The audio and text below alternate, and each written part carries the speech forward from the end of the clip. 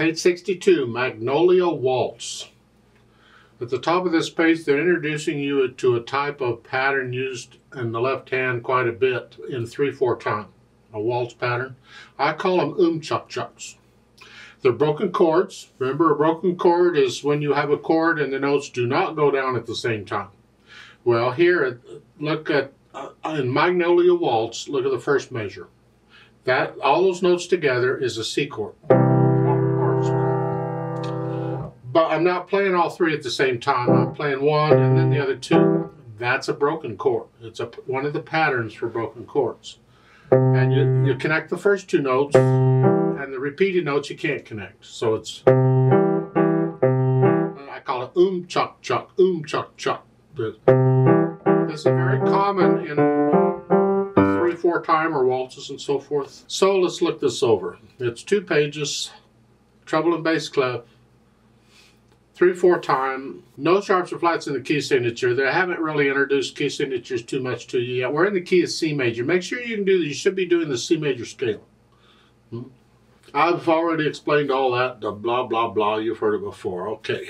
Let's cover it one hand at a time. Make sure we understand what the hands are doing, because right hand's moving around a bit. So the right hand comes in a measure 5 here. So here, 1, 2, 3, 1. Remember, the dotted half note is 3 counts here because it's the same as 3 quarter notes. And it's tied to a quarter note, so you hold it down for 4 counts. 1, 2, 3, 1, and 2, and 3. 1, 2, 3, 1.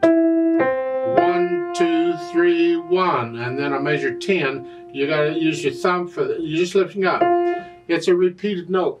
Remember, we can change hand positions on repeated. That's all we're doing here is just lift up and move.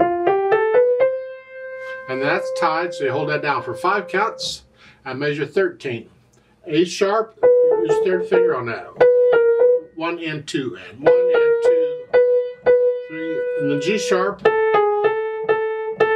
and then rest, and then thumb. Because it's a broken G chord. G chord broken. Even arpeggiated. Okay. The next line, your second finger here, and then we're going down the scale, C major scale, except we're not starting on C, we're starting on B. You can start on any note, doesn't matter, but the fingering is for scale. Also, if you've been doing the C major scale, and when you run across this stuff in music, you just do it. You don't have to worry about it. If you haven't been doing the scale, you struggle with this. I did for years and years until I finally learned the scales correctly. So again, the coda, you're here, and then 1, 2, and 3. And then measure 24, it's the same notes, but there's an ABA above it. So you have to come up here. And the last 2 measures, broken chord, and then an E, C.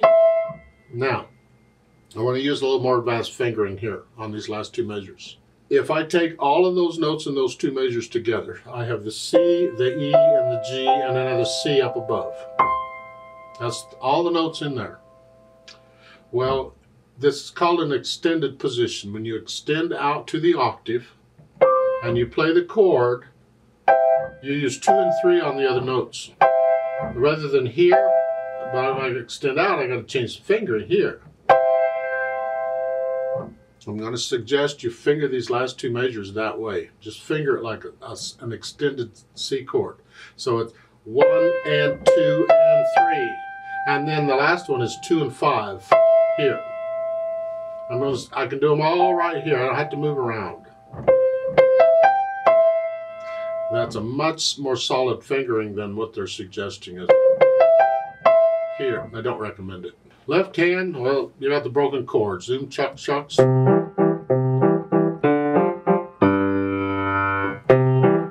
Now, going from measure 4 to 5. Measure 4, you're here. Measure 5, you're here.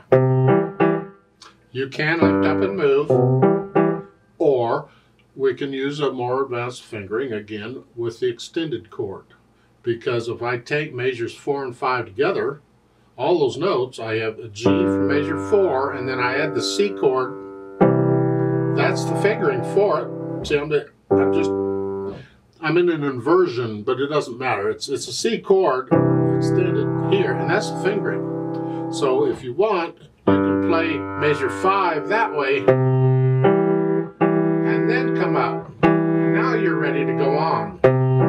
It's just a way of getting around. So starting at measure 5, 4, I'm here, and then I come here for measure 5. Then 3, 1 now, and then I'm back to what I was doing. Measure 9 is the F chord. Okay. On page 63, it's the second line last measure, whatever measure that is. That is a treble clef. They gave you treble clef in there, and that is a G way up here. So you're just crossing over the right hand. Don't have to. I'll talk about that a little later. And then at the last measure, that, remember, is 2 ledger lines below bass clef. That's a C down here. You should know that note. Put the hands together. Starting at measure 5, you're here. 1 and 2 and 3 and 1.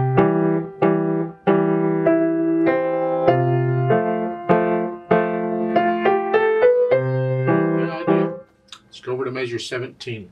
1 and 2 and 3 and 1, 2, 3, 1. Here.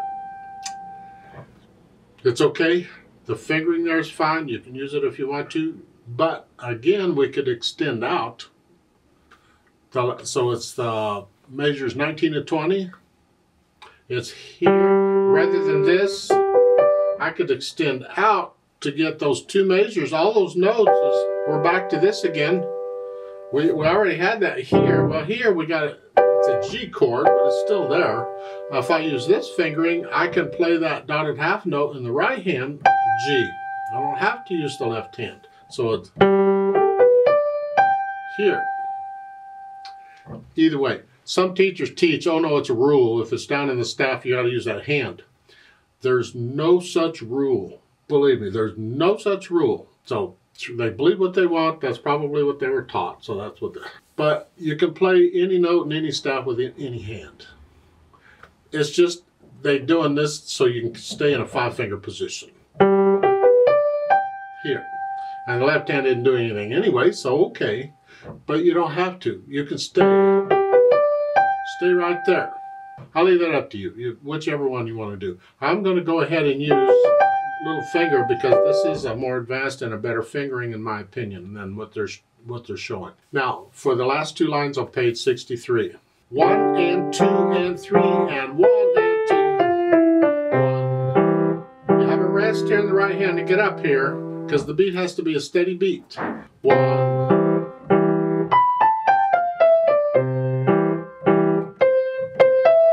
The left hand's got to come down. Yeah. And once you can get the notes okay and the rhythm okay and there's no hesitations, then we'll think about this articulation.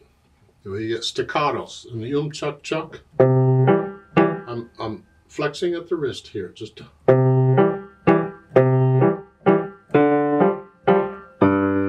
left hand and the right hand when it comes in. Connect all of this. We're going to do it by the phrases. Well, the phrases aren't marked. Okay, we got to figure them out. I play the melody and I play it a little quicker because it's easier for me to hear the phrases if I do. It's the musical sentence, the musical thought. What is it?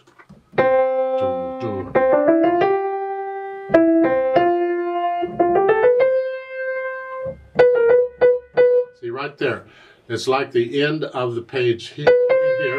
With the rest, that was a music. That's all one phrase. I would connect all of that in the right hand, and then measure 13 starts a new phrase, but you get staccatos.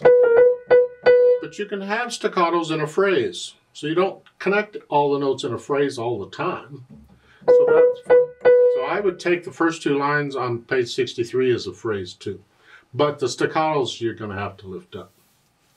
However, measure 5, we can connect all this.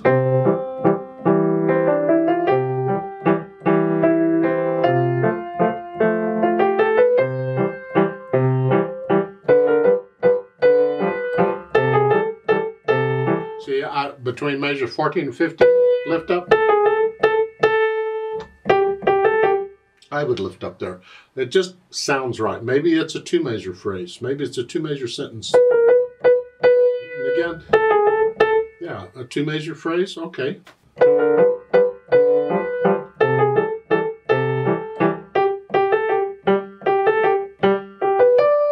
There's an accent on, just give it a little more weight, yeah. And then for the last 2 lines, it's here.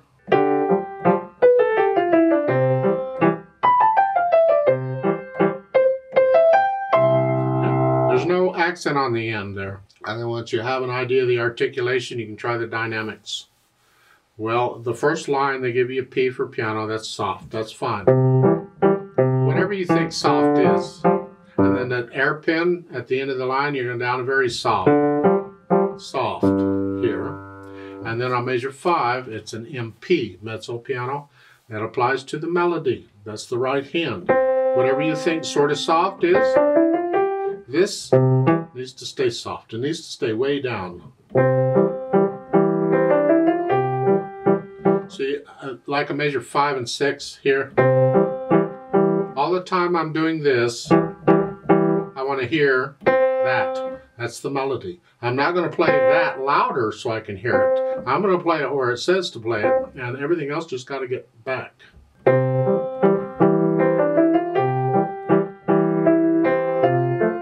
Measure 9, you get a crescendo up to moderately loud.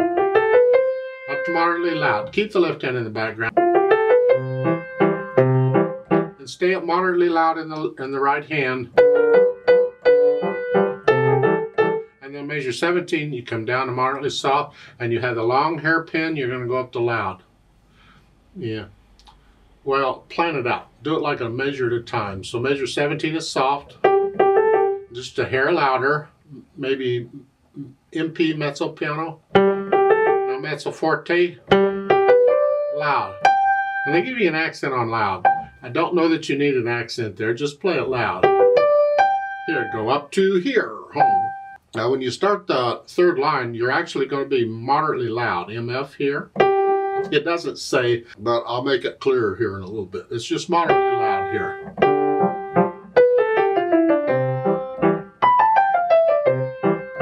And you're staying moderately loud in the right hand. Now speed, gracefully, that's the mood. It's a waltz, not a fast waltz, not a slow waltz, just an in the middle waltz. Rit there in 3rd measure, slow down. And get softer. And then the odd tempo at measure 5. Remember, that means resume the speed you were doing before you changed it. Now, when you get over to measure 17 and so, measure 19, you get a, well, start with measure 17 here. Retardando. And getting louder this time. All right. And at the bottom, the last 2 measures, that's your retardando there. Here. It's not a fast waltz, it's not a slow waltz, it's just in the middle waltz. Feel graceful and go with it, I guess. Now, let's talk about this road map here, because we got a new thing going on here at the end of the 2nd line on page 63, a DS al coda. They explain it in the little box, and they give the Italian. DS is an abbreviation for the Italian words. I can't pronounce Italian words. I ain't going to try. You do it yourself if you want. I just say DS al coda. Remember DC al fine? DC means go back to the beginning. Don't ask questions. Just go to the beginning. Okay. Well, DS means go to the sign. And the sign, well, you got to find it. It could be most anywhere. Here, it's at measure 5. Above the staff, you see a fancy-looking S with a, okay, if you want to say that's an S, whatever. It means when you finish that measure there where the DS al coda is, you immediately go back to measure 5. It would be like having a repeat sign there and a reverse repeat sign at measure 5, where you repeat back here, except here, it's just DS. Okay. There's no fine here, so we're not going to go DS al fine, although we could. We're going to go DS al coda. That means go to the coda. Oh, goody. Well, if you look at the end of the 1st line on page 63, you see a circle with the crosshairs in it. It says to coda. You don't need the words. All you need is the circle and the crosshairs. So you go to that sign, And then when you get there, you immediately jump down to the third line. That's the coda. They've labeled it for you, coda. Doesn't have to be labeled, but they did. And you see the same sign, so you're connecting the signs together. So to play it, you're going to play all of 62, page 62, and the first 2 lines of 63. Then you're going to go back and play the last 2 lines in 62 again. And the first 2 lines, or the first line on 63 again, just the first line. And then you jump down and play the last 2 lines on 63. Isn't this fun? You're just going every which direction. Oh, it just gets better and better, I know. But in doing all that, the beat has to be a steady beat. No hesitations anywhere. Good luck figuring all that out. Now they've added pedal on here in a few places. You don't need pedal. You can do it just fine without. But they've added it, so let's see what effect it has. So you first learn the piece without pedal, so you can hear it clearly and you know the fingers are doing what they're supposed to be doing. And then when you add pedal, you can hear the difference, the sound, the effect the pedal has. Why are we using the pedal? Well, here we're using it for different reasons, actually.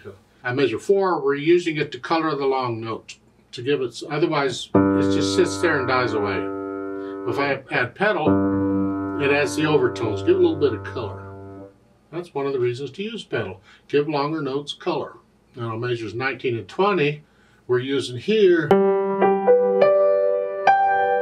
we're building up and we're slowing down because you're getting louder here. It's tension, we want the overtones, we want more sound. You don't need it, but okay, they've done it. And then the last 2 measures, again, it's for the, you're ending this moderately loud, but you're slowing down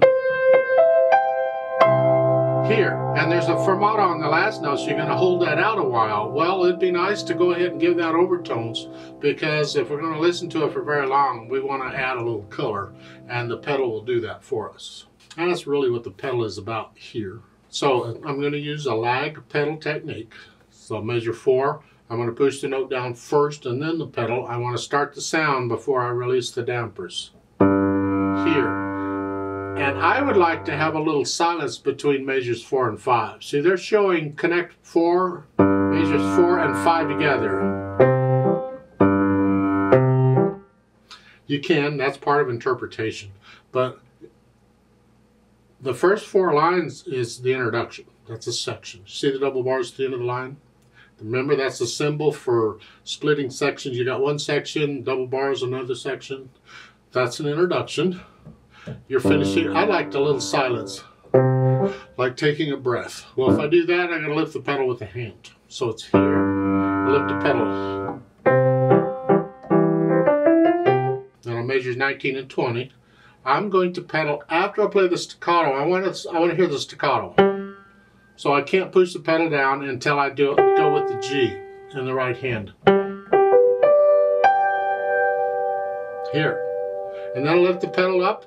Before I go to measure 5, I want a little bit of silence. Like so. And then at the end, again, I want to hear the staccato. So I don't pedal until the second beat. Because I want to hear the staccato. Now, if you don't want to hear the staccato, then you pedal on the first beat.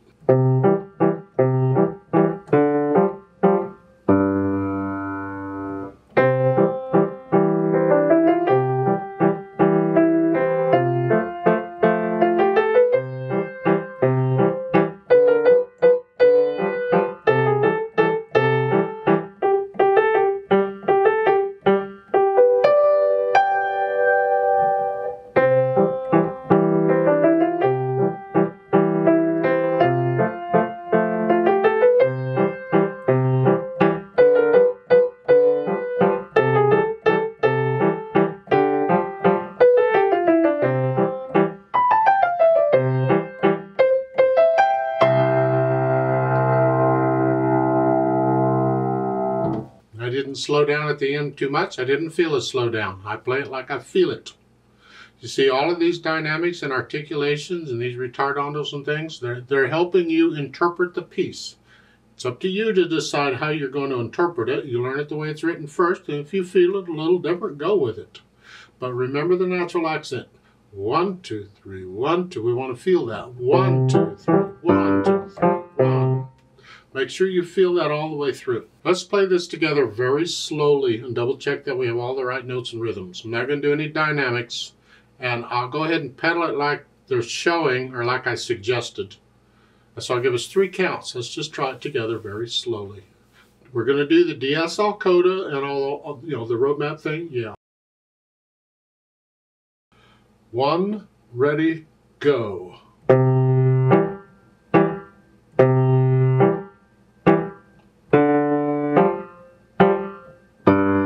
2, 3.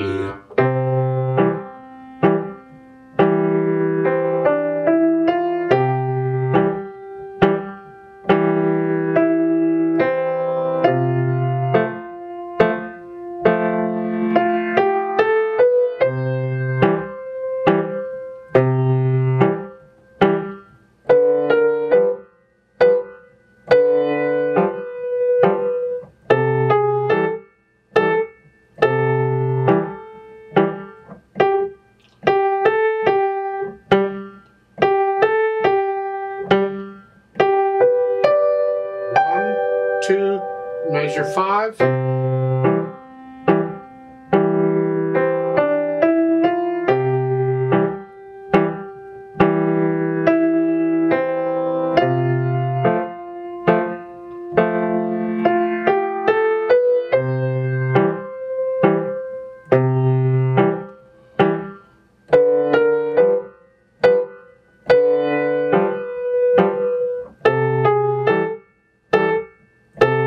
2 the coda.